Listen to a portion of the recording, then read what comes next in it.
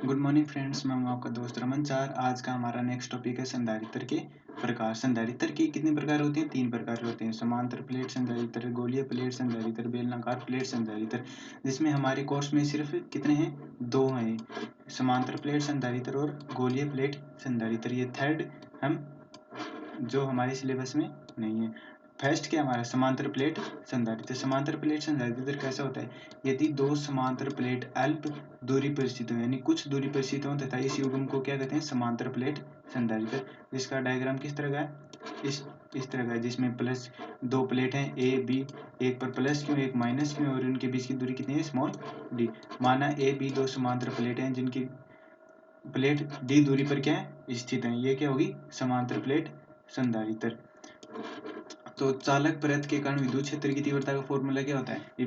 हमारा first topic है संधारित्र के प्रकार। संधारित्र के प्रकार में हमारा फर्स्ट है समांतर प्लेट संधारित्र, जिसमें ये डायग्राम ले लिया हमने। तो इसमें चालक परत के कारण विद्युत क्षेत्र की तीव्रता का फॉर्मूला क्या होता है? जो हमने सेकेंड चैप्टर में पढ़ा था, Gauss law and its application में पढ़ा था हमने। गाउस नियम में पढ़ा था कि E equal to sigma upon epsilon naught. Sigma क्या यहाँ पर है? पृष्ठीय आवेश घनत्व है। तो सिग्मा की वैल्यू क्या होती है? Sigma equal to Q upon A. तो सिग्मा की वैल्यू क्या होती है? Q upon A. तो एप्सिलॉन नॉट क्या होता है? एप्सिलॉन नॉट होता है निर्वात की विद्युतशीलता। एप्सिलॉन नॉट क्या होता है? निर्वात की विद्युतशीलता। तो सिग्मा बराबर क्यू अपॉन एप्सिलॉन नॉट है। एप्सिलॉन नॉट निर्वात की विद्युतशीलता, तो E इक्वल टू क्या होगा? क्यू अपॉन ए एप्सिलॉन नॉट। सिग्मा की जगह क्या आ गया? क्यू अपॉन ए। ये हमारा समीकरण नंबर फर्स्ट हो गया। यदि प्लेटों के मध्य की दूरी क्या है? स्मॉल डी है। हमने ऊपर डायग्राम में पढ़ा था, ऊपर डायग्राम में हमने क्या लिया था कि दो समांतर प्लेट हैं प्लस क्यू और माइनस क्यू चार्ज वाली, जिसमें मध्य की दूरी कितनी है? स्मॉल डी हो तो विभव विभव विभव और विद्युत क्षेत्र की तीव्रता में रिलेशन क्या होता है? E equal to V upon R या एल, या कोई भी डिस्टेंस हो, E equal to V upon l. तो V इक्वल टू क्या होगा? V equal to E upon प्लेटों के मध्य की दूरी, यानी कोई भी दूरी। तो V इक्वल टू E विद्युत क्षेत्र गुणा D, ये हो गया। तो E का फॉर्मूला, E की value Q upon A epsilon not यहाँ पर पुट कर देंगे। यहाँ पर पुट करने पर V equal to Q upon A epsilon naught into D। तो धारिता का सूत्र क्या है? लास्ट क्लास में हमने पढ़ा था C equal to Q upon V। ये धारिता का सूत्र है, यानी Q समानुपाती V, Q बराबर CV, C equal to Q upon V। तो V की वैल्यू यहाँ से यहाँ पर पुट कर देंगे। तो यहाँ पर रखने पर हमें क्या प्राप्त हुआ? Q से Q कैंसिल हो गए, Q से Q कैंसिल हो गए, तो C की वैल्यू क्या प्राप्त हुई? A epsilon naught divided by D. C की वैल्यू हमें क्या प्राप्त हुई? A epsilon naught divided by D. यानी समांतर प्लेट संधारित्र के कारण धारिता का फॉर्मूला क्या होता है? जो हमें ये याद रखना, जो हमें न्यूमेरिकल में काम आएगा। C equal to A epsilon naught divided by D. ये हो गया। नेक्स्ट टॉपिक क्या अपना? ये समांतर प्लेट संधारित्र है। समांतर प्लेट संधारित्र में जब पैराविद्युत पदार्थ के साथ समांतर प्लेट संधारित्र, यानी पैराविद्युत पदार्थ क्या होता है? लास्ट क्लास में पैराविद्युत पदार्थ की हमने परिभाषा पढ़ी थी। वह पदार्थ तो कुचालक की तरह व्यवहार करता है, जिसमें धारा प्रवाहित नहीं होती है, वह पैराविद्युत पदार्थ कहलाते हैं। लेकिन धारा के प्रभाव को व्यक्त करते हैं पैराविद्युत पदार्थ कहलाते हैं। पैराविद्युत पदार्थ कुचालक पदार्थ होते हैं, यानी कुचालक पदार्थ नहीं के हैं, पैराविद्युत पदार्थ के हैं। जब किसी समांतर प्लेट संधारित्र की प्लेटों के मध्य पैराविद्युत पदार्थ को भर दिया जाता है, यानी दो समांतर प्लेट संधारित्र में उनके अंदर क्या भर दिया जाता है? पैराविद्युत पदार्थ को भर दिया जाता है, तो उनके मध्य विभवांतर कम हो जाते हैं। विभवांतर कम, जब विभवांतर कम होगा, जिसके कारण धारिता के मान में वृद्धि हो जाती है। विभवांतर धारिता की क्या होती है? व्युत्क्रमानुपाती होती है, यानी विभवांतर कम होगा तो धारिता के में वृद्धि होगी, यदि विभवांतर ज्यादा होगा तो धारिता के मान में कमी होगी। तो ये तो हो गया हमारा। इसमें फर्स्ट क्या है? जब समांतर प्लेट संधारित्र में पैराविद्युत पदार्थ पूर्ण रूप से भरा हो, यानी समांतर प्लेट ए और बी दो प्लेट हैं जिनकी मध्य की दूरी स्मॉल डी है, तथा वह पैराविद्युत पदार्थ पूर्ण रूप से यानी पूरा भरा हुआ हो। वह जब माना कोई ए समान क्षेत्रफल वाली दो प्लेटों के मध्य डी मोटाई का एक पैराविद्युत पदार्थ पूर्ण रूप से भरा है, यानी पूरा क्षेत्रफल कवर किया हुआ है, तो इसके लिए विद्युत क्षेत्र की तीव्रता का फॉर्मूला क्या होता है? विद्युत क्षेत्र की तीव्रता क्या होती है? E equal to sigma upon epsilon. क्योंकि हम इसमें अब माध्यम ले रहे हैं, एप्सिलॉन नोट किस में आता? जिसमें निर्वात होगी, निर्वात की विद्युतशीलता होती है एप्सिलॉन नोट। तो हम किसी माध्यम में ले लिए, यानी पूर्ण रूप से भरा हो, तो E equal to sigma upon epsilon naught. Epsilon, तो एप्सिलॉन की वैल्यू क्या होती है? एप्सिलॉन बराबर होता है epsilon naught epsilon r. Sigma क्या होता है? पृष्ठीय आवेश घनत्व। तो सिग्मा की वैल्यू क्या होती है? Sigma equal to Q upon epsilon naught. तो ये हमारा डायग्राम है, जिसमें प्लस क्यू माइनस क्यू आवेश वाली दो प्लेटें हैं जिसमें डी दूरी पर स्थित है तथा इनमें पूर्ण रूप से क्या भरा है, परावैद्युत पदार्थ भरा हुआ है। तो ई का फॉर्मूला क्या प्राप्त हुआ, E equal to Q upon A epsilon naught epsilon r. Epsilon की वैल्यू हमने यहाँ पर epsilon naught epsilon r put कर दी, सिग्मा की वैल्यू क्यू अपॉन, सिग्मा की वैल्यू क्या होती है, क्यू अपॉन ए होती है, यहाँ पर सॉरी ए आएगा, यहाँ पर एप्सिलॉन की जगह क्या आएगा ए, यानी क्यू अपॉन ए, ये हो गया।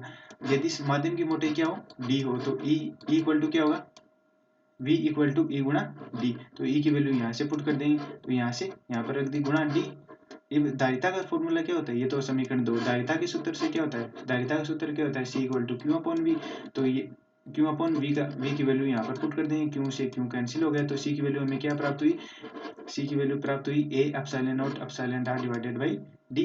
तो और माध्यम के लिए, जब निर्वात के लिए विद्युतशीलता का धारिता का फॉर्मूला क्या होता है, C equal to A epsilon naught divided by D. तो A epsilon naught divided by D की जगह हमने सी नॉट पुट कर दिया, तो C equal to C naught into epsilon are, ये हमें प्राप्त होगी।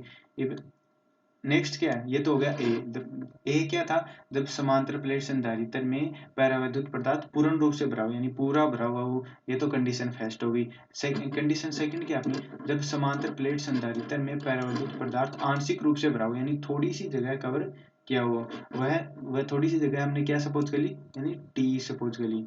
यानी जब समांतर प्लेट संधारित्र में डी मोटाई का एक परावैद्युत पदार्थ भर दिया है, यानी डी, यह डी जब समांतर प्लेट संधारित्र में डी नहीं टी मोटाई का, इसमें क्या आएगा, टी मोटाई का, यानी ये परावैद्युत माध्यम की मोटाई कितनी है, टी है। जब समांतर प्लेट संधारित्र में टी मोटाई का एक परावैद्युत पदार्थ भर दिया है, तो इस प्लेट में निर्वात के लिए क्या आएगा, विद्युत क्षेत्र एवं माध्यम के लिए विद्युत क्षेत्र, यानी दो के लिए हमें विद्युत क्षेत्र की तीव्रता निकालनी पड़ेगी। अब किसके लिए, एक तो ये माध्यम भरा हुआ है, इतनी दूरी के लिए विद्युत क्षेत्र की तीव्रता निकालेंगे, और एक जो यह निर्वात है, इसके लिए विद्युत क्षेत्र की तीव्रता। यदि इन दोनों समांतर प्लेटों के मध्य की दूरी d है और यह जो माध्यम भरा हुआ है उसकी मोटाई कितनी है, t है, तो ये टोटल स्पेस कितना बचा, d माइनस टी। ये टोटल दूरी कितनी बची हमें, d माइनस टी, ये हो गई। तो माध्यम के लिए विद्युत क्षेत्र की तीव्रता का फॉर्मूला क्या होता है, equal to sigma upon epsilon, और सिग्मा की वैल्यू होती है क्यू अपॉन ए, और हम किसके लिए ज्ञात करें, माध्यम के लिए। तो माध्यम के लिए तो एप्सिलॉन की जगह क्या आ जाएगा, एप्सिलॉन नॉट एप्सिलॉन आर। तो E M equal to Q upon A epsilon naught epsilon are, और निर्वात के लिए क्या आएगा, E naught equal to Q upon A epsilon, जो पीछे हमने अभी ज्ञात किया है। तो विद्युत विभव क्या होता है, v इक्वल टू ई गुणा डी, यानी निर्वात की विद्युत क्षेत्र गुणा निर्वात की मोटाई प्लस माध्यम का विद्युत क्षेत्र गुणा माध्यम की मोटाई। तो निर्वात की विद्युत क्षेत्र क्या प्राप्त हुआ, v इक्वल टू निर्वात का विद्युत क्षेत्र क्या प्राप्त हुआ है, Q upon A epsilon not, Q upon A epsilon गुणा डी, गुणा निर्वात की मोटाई कितनी है, d माइनस टी। निर्वात की मोटाई कितनी है, डी माइनस टी, और माध्यम का विद्युत क्षेत्र क्या ज्ञात किया था, Q upon A epsilon naught epsilon are, और माध्यम की मोटाई कितनी है, यानी कितनी मोटाई का हमने परावैद्युत पदार्थ उस समांतर प्लस क्यू और माइनस क्यू के मध्य रखा था, कितनी मोटाई का था, वह टी मोटाई का था। तो इनके माध्यम की मोटाई कितनी होगी, टी होगी, ये हो गई। ये वी निकाल लिया, A epsilon naught v equal to Q upon A epsilon naught हमने क्या ले लिया, कॉमन ले लिया, तो क्या बचा, d minus T plus T divided by epsilon are, ये प्राप्त हो गया। यानी क्यू अपॉन ए एप्सिलॉन नॉट क्या ले लिया हमने, यहाँ से कॉमन ले लिया।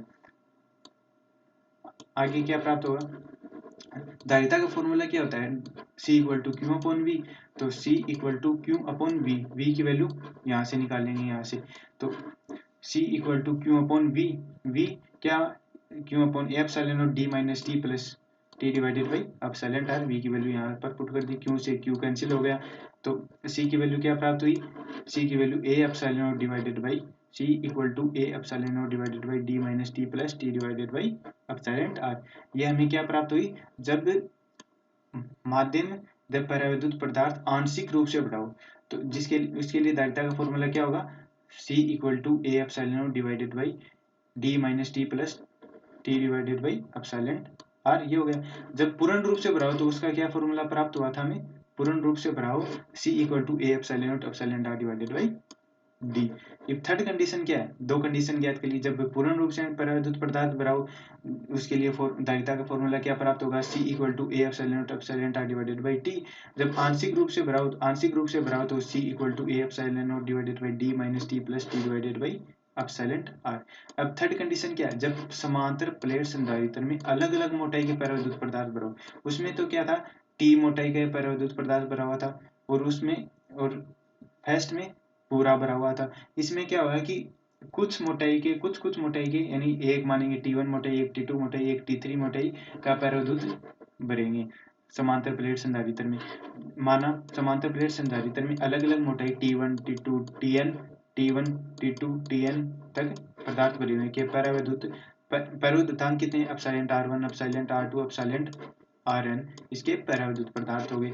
तो इसके विद्युत क्षेत्र का फॉर्मूला क्या होगा इनके लिए, इसमें क्या दे रखा है, ये कोई संधारित्र है जिसमें T1 मोटाई का परावैद्युत पदार्थ भरा हुआ है, T2 मोटाई का परावैद्युत पदार्थ है, T3 मोटाई का परावैद्युत पदार्थ है, Tn यानी आयन तक सपोज कर लिया हमने। तो E1 क्या होगा, E1 equal to Q upon A epsilon naught epsilon r, E2 equal to Q divided by A epsilon naught epsilon R2 और En के लिए Q divided by A epsilon naught epsilon R1। तो total electric field कितनी होगी, यानी total विद्युत क्षेत्र कितना होगा, इन सभी को क्या कर देंगे, ऐड कर देंगे। तो इन सभी को ऐड करेंगे तब E equal to E1 plus E2 plus dash dash dash En। तो E1 का क्या था, Q upon A epsilon epsilon R1, E2 equal to Q upon A epsilon naught epsilon R2 dash dash dash Q upon A epsilon epsilon Rn। इन सभी को क्या कर दिया हमने, ऐड कर दिया। V का फॉर्मूला क्या होता है, V इक्वल टू E गुना D। तो टोटल विभव कितना होगा, V equal to E1 T1 यानी विद्युत क्षेत्र की तीव्रता गुणा उनकी मोटाई यानी माध्यम के बीच की दूरी। तो T1 E2 के साथ कितनी है, T2 है, तो En के साथ कितनी है, Tn है। ये हो गया, ये प्राप्त हो गया। E1 क्या फॉर्मूला क्या था, Q अपॉन ए epsilon epsilon R into T1 plus Q upon ए एप्सिलॉन एप्सिलॉन T2, ये Tn तक हो गया इसमें। और Q अपॉन ए एप्सिलॉन हमने कॉमन ले लिया, V equal to Q upon A epsilon common ले लिया, T1 upon epsilon R1 plus T2 upon epsilon R2 plus dash dash Tn upon epsilon R1 क्या कॉमन ले लिया आपने, Q अपॉन ए एप्सिलॉन। धारिता का फॉर्मूला क्या होता है, धारिता का फॉर्मूला होता है C equal to Q upon V। तो Q की वैल्यू कहाँ से, ऊपर से यहाँ पर पुट कर देंगे, V की वैल्यू यहाँ पर पुट कर दी तो Q से Q कैंसिल हो गया, तो C की वैल्यू हमें क्या प्राप्त हुई, C equal to A epsilon naught divided by T plus T divided by epsilon R1 plus T2 divided by epsilon R2 plus dash dash dash Tn divided by epsilon R1। यह किसके कारण आया हमें, जब परावैद्युत पदार्थ